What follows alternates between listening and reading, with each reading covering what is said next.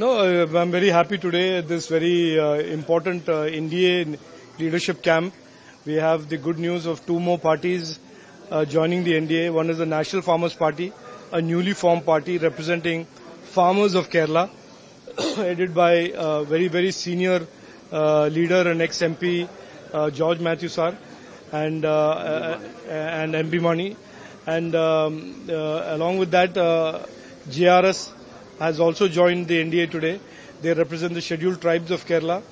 And so we are extremely happy, and it gives us renewed energy and renewed confidence that the path that the NDA is on, the path that the Prime Minister has given us of Vikasanam, Vikasita Kerala, is the right path, as more and more people want a difference and change to be brought to Kerala politics and want politics of development. Well, these are normal things that will happen. These are parties that are very strong presence in certain parts of Kerala, where BJP does not have very much of a presence.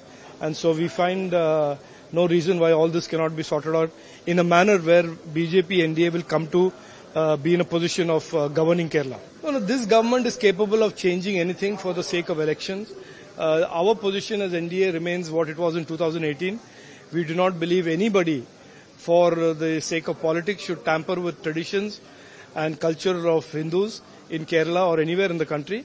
And Pinarayi Vijayan did this in 2018. And it is very, very clear that they have tried in the last 1 year to try and wriggle out of that position by holding the Ayyappa Sangama. But look, the Hindus of Kerala, the Ayyappa Bhakts of Kerala, will never forgive Pinarayi Vijayan for presiding over two grave injustices and crimes that he did. One is to distort the traditions of of Sabrimala, and the second is 4.5 kilos of gold being stolen from Sabrimala, and for the CM to call it a slight slip-up. So what he has done to the Vishwasis is unforgivable, and no amount of U-turns or no amount of